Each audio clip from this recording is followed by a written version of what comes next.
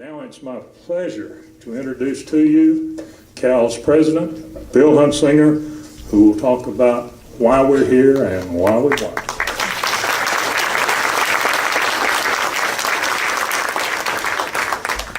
Why we won, I can look out there and tell you, right, the people in this audience that stood up with us, stood behind us all the way. There isn't more reason why we are here, why we won, and why we are so thankful. We are here to remember what took place over 7 years and express our thanks for the amazing, miraculous accomplishment of a community that found a way to stop the Pintail Landfill when the odds were overwhelmingly against us. We won because of you. Let me point out a few facts and reasons. First, I'm sure you remember being told it's a done deal by Pintail, former members of the Waller County Commissioners Court, and others who weren't willing to go against the odds for what was right. So why were we able to stop the Pintail landfill when the efforts of their other communities to stop landfill developments have failed?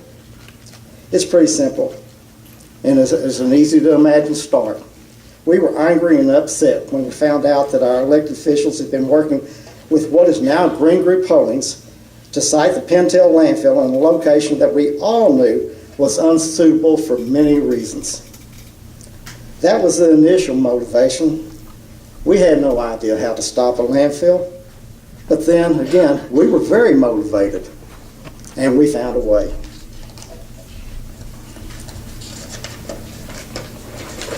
We quickly organized and formed CALH. Our initial strategy was pretty simple. If we're right, we continue to fight. If we're wrong, we'll go home. We started investigating, educating ourselves and others, making our voice heard, and sought the help of others in our community. We learned that we were right. From the very beginning and throughout the 7 years, there have always been individuals who stepped up whenever there was a job or a need. When it seemed there was no way forward, we always found a way to continue. With no prior experience, these individuals constantly became the experts. Of the many individuals who deserve recognition tonight, I feel compelled to mention two individuals who extended themselves far beyond their prior experience and truly were the experts. The first one is Rick Welch.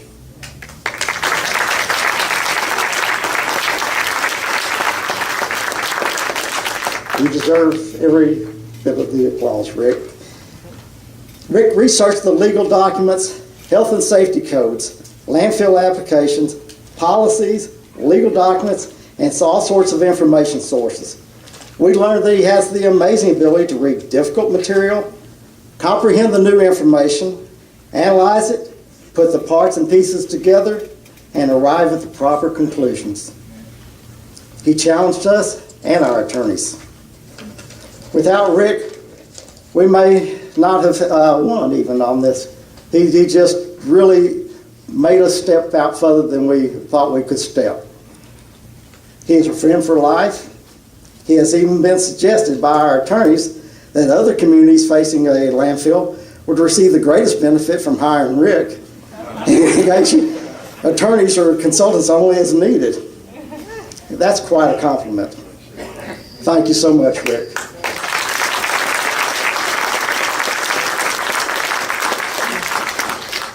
The next person is Joanne McKay.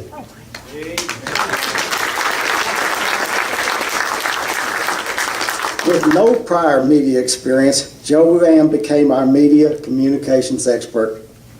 She was responsible for the content and arrangements for news articles, flyers, announcements, e-blasts, and all news media you have seen over these years. When she needed help, someone would volunteer for the task, and they would learn together how to get it done. It was not an easy job. She had several people reviewing and suggesting changes for every document, and I apologize right now because I was one of the bigger ones. It was not, let's see, I lost my place now. Collectively, we had to consider what we could and should say given the continuing litigation and the need to keep our strategies private. Then there was also the deadlines she had to meet pretty regularly. Let me tell you, an outside agency could not have done any better, and the cost was a great deal. You should know that Joanne now plans to write a book telling the CALH Pintail story. Joanne is one smart, capable lady. Thank you, Joanne. One of the other reasons we won is our attorneys. We interviewed and tried to work with several law firms. One of them, Larkin Aiken, drafted the 2011 Waller County Landfill Ordinance and was very instrumental in getting it passed. Larkin is just a brilliant individual, and we are so thankful for his help. After a lot of due diligence, we did find a great attorney, a law firm. Our efforts paid off. We hired Hance Scarborough for our legal representation.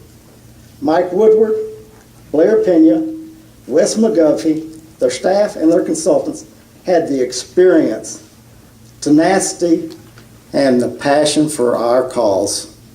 They stood behind us every step of the way and encouraged us.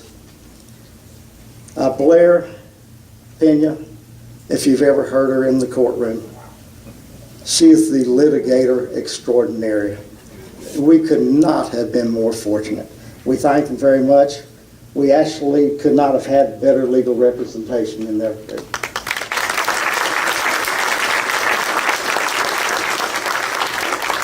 Another reason we won is we were efficient, focused, and effective. There were many reasons to oppose the landfill. With limited resources at every stage of the process, we had to prioritize the issues and actions and then pursue only those that would successfully move us closer to our goal of stopping the landfill. We were very efficient and we were very effective. I think Pintail would agree with that statement. You, the CALH members, were committed, creative, tenacious, and hardworking like no other group of people in our community and others have ever witnessed. You were absolutely amazing beyond everyone's expectations. Another reason was that we were able to work together. Despite our different backgrounds, ways of doing things, and personalities, you always found a way to deal with the differences and worked effectively as a team. That doesn't always happen even in companies where you get paid, and we surely didn't. The CALH team was persistent. And let me say that again. The CALH team was persistent beyond belief. Who would have thought we would be able to remain fully committed to stopping the Pintail Landfill over the course of 7 long years? Who would have thought we could hold 43 two-day garage sales that averaged over $12,000 each? Actually, it's closer to $12,800.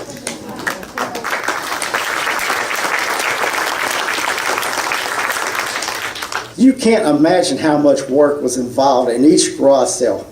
Gathering up the garage sale items, sorting and professionally displaying the merchandise, not just throwing them on a shelf. It looked good as any store. And then we had to show up 2 days for the sale to get rid of it all. And we made money doing it, more than any of us ever expected. The garage sale team absolutely accomplished the impossible. Who would have thought that we could raise about $2 million to fight the landfill? We initially thought $500,000 was a monumental goal. I mean, if we get there, woo, we are really doing well. It took more. We found a way to get more. How about the dinner auction and fundraisers? They were hard work. They were a fun event, and they brought in the needed funds. They brought them in when we needed them, and we sometimes did need them desperately. Who would have thought that the real seasonal high water table would be higher than that submitted to the TCEQ by Pintail for the drought period of 2010 and 2011? We did, and we told Pintail, and we told the TCEQ. Pintail and the TCQ did not believe it, or they chose to ignore it. No doubt about it. They were proven wrong by CALH, and the TCQ ultimately returned the Pintail application. What a victory. But the battle wasn't over yet. We had another round to go. Despite the initial opposition from Waller County, former Waller County Commissioners Court members, the diligent efforts of CALH, Waller County, and the city of Hempstead resulted in the passage of landfill ordinances that would be the basis for the TCEQ returning Pintail's second landfill application. If you'll recall, the 2011 Waller County landfill ordinance was resurrected and the host agreement was vacated by a court order, with thanks going to CALH, the city of Hempstead, and our attorneys for what we accomplished. Let me also say, Pintail deserves some credit for our success and the 2 landfill applications being returned by the TCQ. Pintail's problems provided CALH a pathway for stopping their landfill project. We thank them for that. With that said, this was truly a David and Goliath saga. Consider the scale. Pintail, Green Group Holdings, Goliath is backed by Herzog Contracting Corporation and Phillips Jordan, Inc., both huge, multi-billion-dollar civil infrastructure contractors. And when I say multi-billion, I don't know how much they're worth, but they're everywhere. And they have the big bucks, believe me. The Goliath's employees were all receiving their big paychecks. Goliath was paying big bucks, their big-time lobbyists, their big-time lawyers, and their big-time consultants. And then we have CALH, Citizens Against the Landfill. A nonprofit group of community members with no landfill fighting experience and only the money they can raise or receive through donations. We gave 7 years of our lives, about 200,000 man-hours of our time, and about $2 million for our hard-earned money that paid for CALH's advertising, lawyers, and consultants.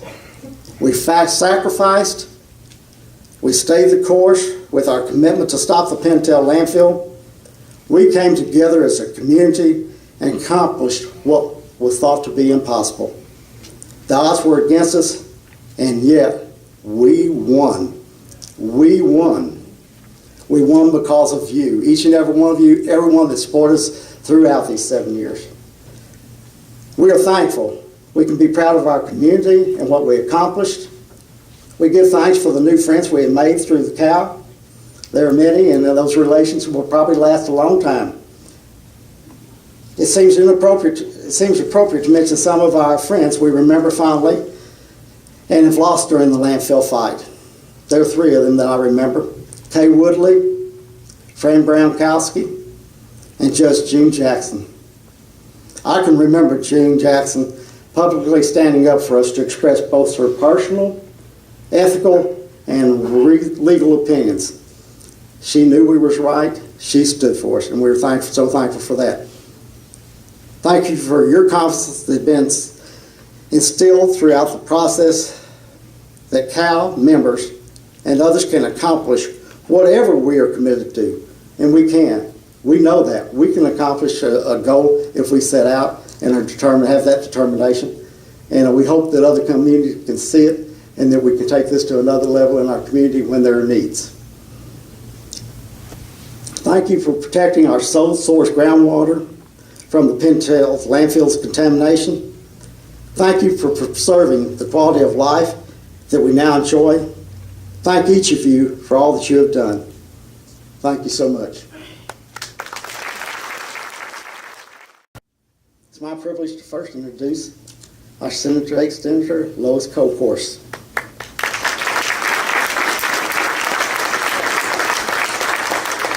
We are so fortunate to have Senator Lois Kolkhorst representing us and serving the state of Texas. We appreciate her honesty, integrity, hard work, straight talk, and willingness to stand up for the people, you and me.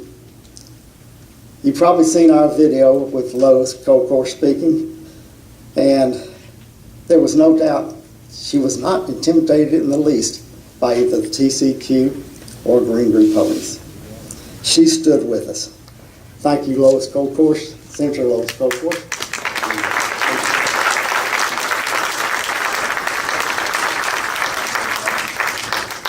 Well, let me say that I'm really unworthy of standing before you to say anything because it was really you that did it. And I think Bill said it best. When you went through all those examples and the thousands of man hours that y'all put into this. And so I stand before you today as your state senator, and I have to tell you a couple of really kind of now funny stories. I first got the phone call about the landfill when I was a state representative, and Waller County was not in my district. Now, many of you know I'm the granddaughter of Fritz and Lois McElroy. And so often, Representative Bill, folks from Hempstead would call me because they knew me. And I got that phone call, and it was a lot of questions about landfill and how to stop. And I was very pleased to, answer the questions and to say, look, I'll help y'all in any way I can during the legislature, but it is just professional courtesy that I not probably jump into this. This is not my territory. Well, as God would have it, Glenn Hager steps down, and I run for the state senate, and right there is Waller County, something that I actually have been trying to get in my House district for some time. And so, starting in December of 2014, while I was working with y'all a little bit before that, very carefully, looking at some legislation, doing some things, in 2014, I jumped in with both feet. That's just how my family does it. That's how I was raised. Bill, you brought on a number of occasions great folks. Rick, not to say each and every one of you didn't serve a role. I think it was the day that I sat down with Rick and just really went through all of the different findings and did an in-depth dive into it. And then, Rick, when you left the office that day, I kept your work, and I really started to, dig even deeper on my own. We had public hearings. We had lots of different issues that we faced along the way. But the things that y'all don't know are the private meetings that Pintail would come and have with me. They would set up meetings. They hired a lobby firm that I've been very familiar with since my legislative career began, and they would always come to Brenham. And they would sit around the table, and they would talk to me. And, they brought one of the guys, and he was really brought to intimidate me. Now, I might just be a country girl, but I'm really, I'm just doing this because I feel called, and I love people, and I love our part of Texas. And so I told him this story. On the two different meetings, I told him the same story twice. And here's the story that I told him. After I went through, and again, Rick, thank you so much for all the information that I could just whip out, and give them. But this is what I told them. I said, one time, Jimmy and I had a store in LaGrange, and we bought it, and we thought it was going to be a great store.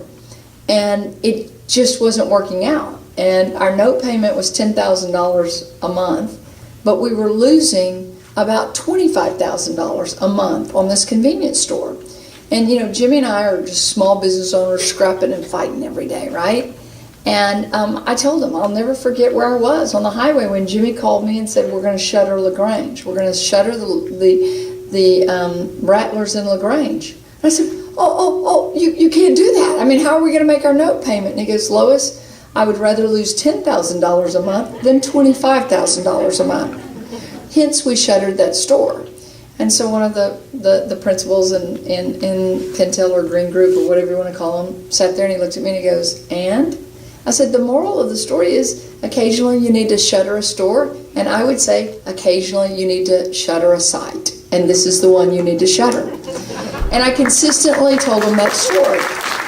And that was from the bottom of my heart. And I told him, I said, listen, this land in Hempstead is going to be very valuable one day. I said, but you just can't put a landfill there. And so this is the bottom line. I knew about a week before it went public, or maybe it was 10 days before it went public. One of those lobbyists came up to me in an event in Austin, and he said, well, I want you, when you get the phone call, and you're going to be the first one we call that morning, I want you to act real surprised. And anyway, and he told me, and it was just, I was just busting. I wanted to tell all of you, but I knew that, I'd given my word not to say anything. But there were so many times at night that I would pray, and I would pray for y'all. And I would pray that just once, the people could win. The people, all of us that came from different backgrounds. Not all of you are Republican in this room. I wish you were. But not all of you are Republican in this room. Not all of you are Anglos. Not all of you grew up in Brenham. Not all of you have roots grew up in Hempstead. Not all of you have longtime family here. I don't have any holdings in Waller County anymore. But it cares so deeply about this town of Hempstead, and for them to dump on you literally was the wrong thing. Now, Commissioner, you said it long ago to me. We knew that those sands, it was a drought, and that the water table was much higher than, and it proved. And the faultiness of the engineering reports. And I would tell Pintail, you should sue your engineering firm. I have said to the state of Texas, if we trust the stamp of an engineering firm because we choose not to fund all of the inspectors to go do it ourselves, then we should be willing to take away that stamp when it's faulty. And so, I know, Trey Duhon, you and I have been through many of you in this room have been through the Trans-Texas Corridor with me. I didn't represent Waller County at the time. It was going through all four of the four counties I represented when it was proposed. We have had some victories, but none larger than this.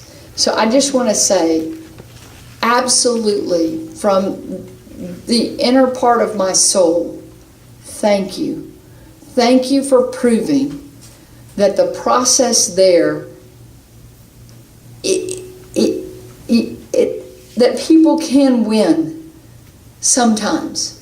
Thank you for having garage sales, for having bake sales, for doing everything that you did to raise $2 million to fight against really huge corporate giants. I think all of us in the state of Texas should take this as an example.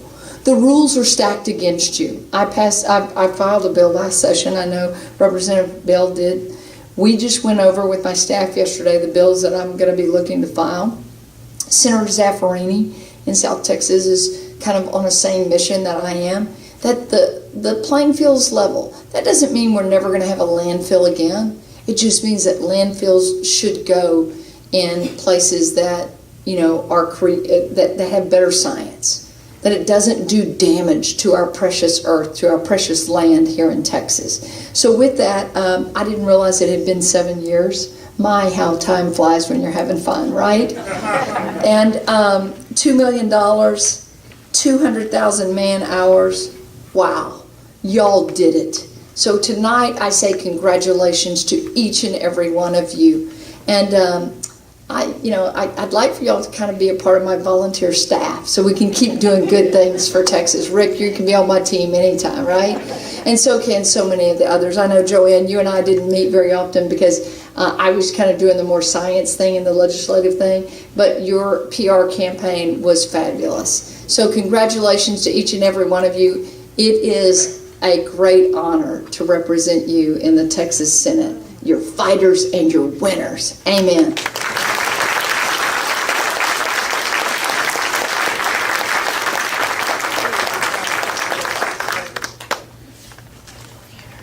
Next we have Representative Cecil Bell. Cecil, you were really fortunate. Your first term in office, you inherited the Pintail Landfill and CALH to deal with. I mean, what more could you ask for? Well, I can see him now. My eyesight's not too good in the dark. Cecil's always been there to listen to us. He stood up for us in the legislature and spoke always and was an advocate for us. He advocated for legislation that would have benefited us. He was always there when we needed him. We thank you for the way you cared about us and helped us throughout this process. Cecil Bell. Let me start off by echoing some of what Senator Kolkhorst said a minute ago, and that is the real heroes in the room are you guys. Without you, nothing happens good in this whole process. Senator Kolkhorst and I still have some work to do. The fact that there was ever an effort to site a landfill over a strata of sand that had a direct connectivity to an aquifer isn't something that has been resolved, and it isn't something that doesn't affect all of us in the state of Texas. So when we go back, we've got to figure out how to make sure that there aren't just two types of areas in Texas where people can request to site landfills. One is the Edwards Aquifer, which is not going to happen, and the other is the rest of Texas. That should never be the case. We should not be here. The metaphor has been used earlier, but I want to touch on something. You guys tell me if you've ever heard this story. There was a giant taunting the people, saying, "Come out and fight. You people, y'all are just afraid of us. We are the giants, the Philistines." And there was this young man in the crowd, in this case young men and women, some older young men, some older young women, but young men and women who listened to this. And there was one, which is Cal, who reached down, picked up a smooth rock, and took his sling out and spun that sling and let it go, and boom, right square between the eyes. That's what Green Group saw when you people threw that rock. You knocked them down. You put them out. And it's a testimony to your credit, and you should never hesitate to take literally the credit for success in this particular endeavor. It is, it's hard to follow Senator Kolkhorst anytime she has so much excitement, so much knowledge, so much effort that she puts into everything that she does. We're really fortunate as citizens of Waller County and of this region to have a senator like Senator Kolkhorst representing us. And I, for one, work closely with her and always look to her whenever there's a need from the House side to get things done. Sometimes you hear in the press how the House and the Senate don't work together. Senator Kolkhorst and I work together on a lot of different efforts. This is one of those efforts where we work together. Again, we've got a job left to do so that citizens of Waller County, citizens of Texas cannot be faced with these kinds of challenges when the science clearly says you cannot site a landfill here. The very first time I spoke to you as a crowd, I said science is how you when you look at agencies like the TCEQ, which are supposed to be emotionless entities, science is what will ultimately win the day. When those piezometers, that water came flowing backwards out of those piezometers, something incredible happened with the push you had been exerting, and that is that the TCEQ changed its modus operandi and did those things that I know Senator Kolkhorst had been asking for, same things I had been asking for, which is as an agency, you have a role and the citizens of Texas depend on you to fulfill that role, because there will be other efforts to site landfills. There's a need for everything that we have in our society.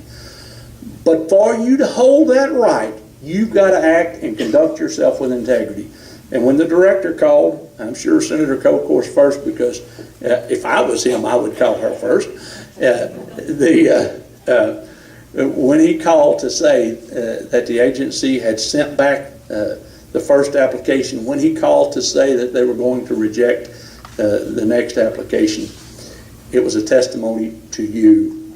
And it's one that I'm honored to stand here in front of you and to say that I am your state representative, not because of anything other than my desire to represent you, to stand up and make certain that we have a voice in this process that we call self-governance.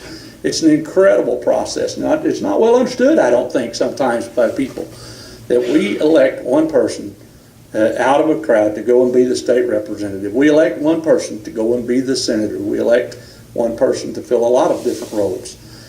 For that to be successful, the people at home have got to be known to be willing and able to make sure the things at home get took care of. That lets us do those tough things. Because I'll tell you, being in the legislature, the further into the session you get, the more myopic your view becomes. You don't want it to. You start out looking at everybody and everything, but the more you're sitting in that building, the more you're going to committees, the more you're your time is running out, the more myopic your field of view becomes. But when you people came in the building, when you came in and said, these are the challenges, there was a young lady and her daughter brought me some barbed wire. It came, it was 1852 barbed wire, I believe, that came off of the ranch. And that wasn't the only one. It was Rick came down, gave me that same packet of information that I over and over and over cited both to the TCEQ and the Green Group, which came to my office just like they did yours and explained why this was, one, inevitable, and two, the right thing to do. It wasn't the right thing to do. You knew it wasn't the right thing to do. You knew that water table had direct connectivity. You knew that when that aquifer filled back up, the water was going to come out of the grounds the way it had before the drought. And I am proud of your effort, and I'm thankful for your effort. You protected yourselves, you protected the kids, you protected the grandkids, and you protected those generations who will come after us, and that's an important thing. Thank you for being here. Thank you for allowing me to represent you. God bless you, and God bless Texas.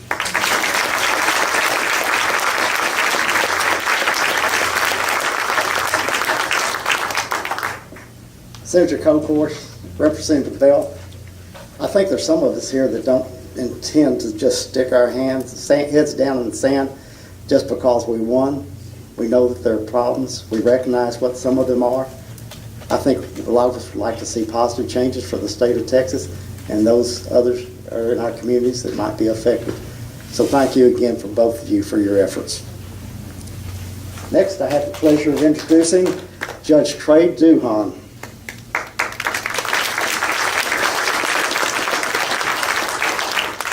Thank you, Judge Duhon, for the transparency, positive changes, planning, and commitment to help Waller County through your professional leadership. You've supported CALH's efforts and followed through on the commitments you made to us when running for Waller County Judge. Thank you for all that you have done for us to help us each and every year and for your guidance along the way. Judge Duhon.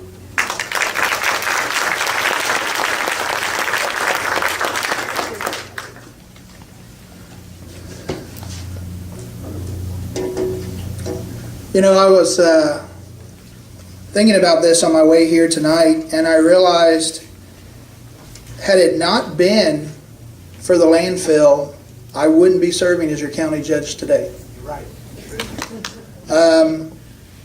It's funny how things happen. And for those that don't know, when I came to Waller County back in 2005, and I came here to build a home and establish a law practice, and then I got involved. In fact, you brought up the Trans-Texas Corridor. That was a lot of fun. And I ended up spending the next 3 years fighting the Trans-Texas Corridor while I was trying to build a law practice. And we were successful, and I think at that time that was one of the largest grassroots efforts that was successful, and I was proud to be a part of it, but I was exhausted. And so I finally, around 08 or 09, got the chance to focus on practicing law. And I still stayed very involved in Waller County and the things that were going on through Citizens for a Better Waller County and those kind of groups. I served on the Transportation Authority, so I was very involved in what was happening with Waller County. And then around, it's amazing this has been going on for 7 years. Because when I started thinking back and I said, you know, the decisions, the process that led to me deciding to run for county judge probably started back in around 2013, 2014. And I was trying to think about, you know, how I could better serve the county, and I had lunch one day with Judge McCaig, and I've always held Judge McCaig and his family in extremely high regards. And it was Judge McKeag that actually told me, I wish you would really think about running for county judge. And I was like, man, I hadn't really given it a lot of thought at that point. And I knew county judge would be a challenge, because unlike like a bench judge, where you have to run for office, then they kind of leave you alone for 4 years and they let you be a judge. County judge is not like that. Quite the contrary. You hear from a lot of folks on a daily basis. You deal with politics on the local level, dealing with the cities and everything else. And it's a challenge. But when I looked back at the path I'd been on, I realized I had been put here for a reason. And I had been brought to that point for a specific reason. And there's never been a point in my life where I knew as clear as day what I was supposed to do. And that was, I was going to run for county judge. And I was running for county judge because I knew there was going to be a vacuum. I knew that there was going to be a lack of leadership, and that if somebody didn't step in, Waller County would end up going in the wrong direction.